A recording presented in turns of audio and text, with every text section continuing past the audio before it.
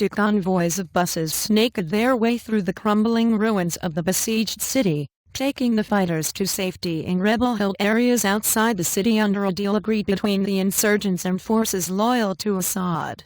And the Sunni Muslim fighters had held out in the old city of Homs and neighboring districts despite being undersupplied, outgunned and subjected to more than a year of siege and bombardment by Assad's forces. And the people of Homs are real heroes. They have paid the bill for freedom, Syrian opposition leader Ahmad Jarba told PBS television in Washington.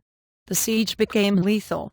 We want the civilians and the fighters to get out of Homs safely so their lives can be saved. And at the same time the fighters were evacuated from Homs, dozens of captives held by rebels in the northern provinces of Aleppo and Latakia were also freed as part of the same deal. And but a planned relief convoy trying to reach two rebel-blockaded Shi'ite towns outside Aleppo was turned back by fighters from al-Qaeda's Nusra Front, raising questions about the successful completion of the Homs operation. And Homs provincial governor Talal Barazi denied reports during the day of any halt to the evacuation, which the Syrian Observatory for Human Rights Monitoring Group said had transported 900 fighters out of the old city. And video footage of the first convoy showed a group of men climbing aboard a green bus, watched by around a dozen men in khaki uniform and black flak jackets marked police.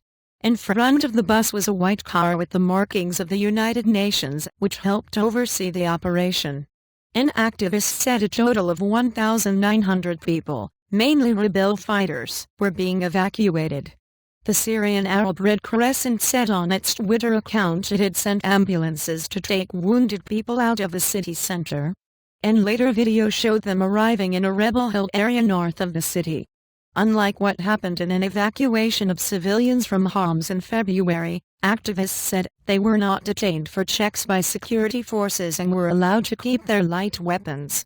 And as the sunlight faded, it was not clear if the operation would be completed on Wednesday or continue into Thursday.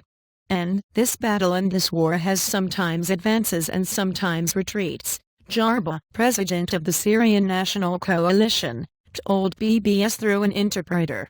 Sometimes we might lose ground, but our people, the Syrian people, are determined to win at the end and gain back the ground that we are losing. And during his Washington visit, Jarba will see U.S. Secretary of State John Kerry on Thursday and is expected to meet President Barack Obama. And Assad gains and the evacuation comes after months of gains by the army, backed by its Lebanese militant ally Hezbollah, along a strategic corridor of territory linking the capital, Damascus, with Homs and Assad's Alawite heartland on the Mediterranean. And the final rebel withdrawal from the center of the city, known as the capital of the revolution, when protests first erupted against Assad in 2011, would consolidate his military control ahead of a June 3 presidential election. And Assad is widely expected to be the runaway victor in the vote, which his opponents have dismissed as a charade. And they say no credible election can be held in a country fractured by civil war, with swaths of territory outside government control, 6 million people displaced and 2.5 million refugees abroad. And the fighters are expected to leave Homs in up to 9 convoys, carefully synchronized with the aid delivery and the release of captives held by the rebels near Nabal and Zahra, and the town of Qasab in Latakia province. And the Anti-Assad Observatory said that captives included 29 fighters loyal to Assad but also 12 children and an Iranian woman. There was no independent confirmation. Iran has supported Assad in the 3-year-old civil war. And more than 150,000 people have died in the conflict. Millions more have fled their homes and the government has lost control of stretches of territory across the north and east. Fighting regularly kills more than 200 people a day. And the provincial governor, Barazi, said Wednesday's operation would ultimately clear the whole of Homs city of gunmen and weapons, suggesting rebels would also be evacuated from the suburb of Al-Ware on the city's northwestern outskirts. And rebels in Al-Ware and districts around the old city have held out against Assad's forces since the army drove them out of the ruins of Baba Amr district, a cradle of the rebellion, in March 2012.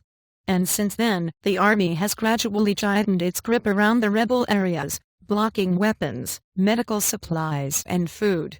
It allowed hundreds of civilians to leave in February after lengthy UN mediation. N. Additional reporting by Mary M. Karouni and Oliver Holmes, editing by Andrew Roach and Peter